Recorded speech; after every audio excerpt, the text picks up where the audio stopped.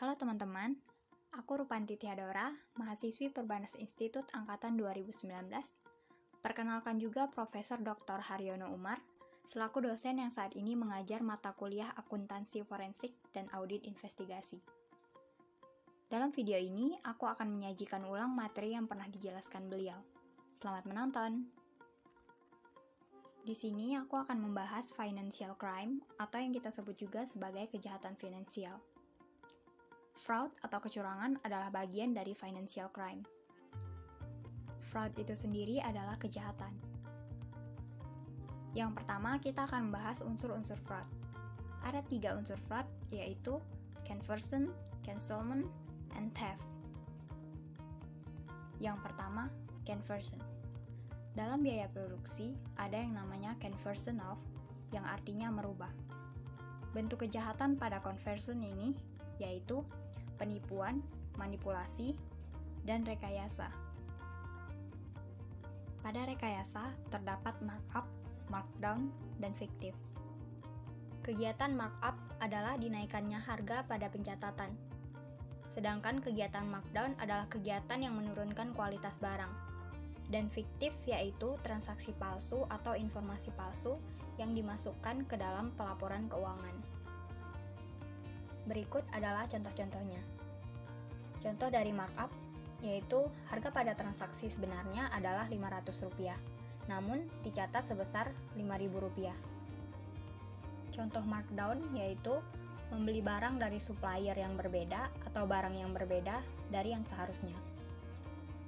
Dan contoh dari fiktif, yaitu pada kenyataannya perusahaan tidak ada penjualan, namun pada pencatatan dicatat adanya penjualan. Pencatatan transaksi dalam perusahaan dimanipulasi. Yang kedua, concealment. Dalam concealment ini, pelaku berusaha menyembunyikan atau menutupi aib. Concealment ada 2, yaitu nepotisme dan kolusi. Yang ketiga, theft. Pelaku mendapatkan dirty money atau uang haram. Ketiga unsur ini merupakan formatting. Semuanya harus terpenuhi baru bisa disebut sebagai fraud. Selanjutnya, bentuk fraud. Terdapat 3 bentuk fraud. Yang pertama, fraudulent financial statement. Yang kedua, assets misappropriation. Yang ketiga, corruption. Fraudulent financial statement, yaitu membuat laporan keuangan palsu. Fraudulent financial statement ini bisa terjadi di kementerian ataupun swasta. Peraturan perundang-undangannya terdapat pada pasal 415 Kitab Undang-Undang Hukum Pidana dan pasal 9 Undang-Undang Nomor 31 Tahun 1999. Asset misappropriation, yaitu penggelapan aset atau penggunaan aset yang tidak sesuai dengan peruntukannya. Contohnya, kendaraan dinas digunakan untuk wisata pribadi, tidak ada hubungannya dengan pekerjaan. Selanjutnya, mengambil uang nasabah, pemberian kredit fiktif, dan lain-lain. Peraturan perundang-undangannya terdapat pada pasal 415 Kitab Undang-Undang Hukum Pidana. Corruption. Corruption atau korupsi yang dimaksudkan di sini adalah korupsi yang terjadi dalam kementerian, menggunakan uang negara dan merugikan negara. Terakhir, kita akan membahas penyebab fraud. Menurut Donald Krashe pada tahun 1953, penyebab fraud disebut dengan fraud triangle.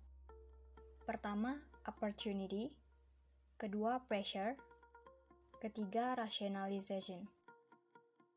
Opportunity, yaitu penyebab fraud yang disebabkan adanya kesempatan atau peluang untuk melakukan fraud. Pressure, yaitu penyebab fraud yang disebabkan adanya tekanan untuk melakukan fraud. Dan rationalization, yaitu penyebab fraud yang disebabkan adanya pembenaran atas tindakannya untuk melakukan fraud. Menurut Hermansen dan Wolf, penyebab fraud disebut dengan fraud diamond. Dalam fraud diamond ini, ada 4 penyebab fraud, yaitu opportunity, pressure, rationalization, dan capability. Capability yaitu penyebab fraud karena adanya kemampuan atau kewenangan untuk melakukan fraud. Yang terakhir, penyebab fraud menurut Haryono Umar pada tahun 2016. Menurut beliau, ada 5 penyebab fraud yang disebut dengan fraudster. 5 penyebab fraud dalam fraudster ini yaitu opportunity, pressure, rationalization, capability, dan lack of integrity. Pada lack of integrity, tidak adanya integritas atau kehilangan integritas. Sekian penjelasan dari aku. Terima kasih.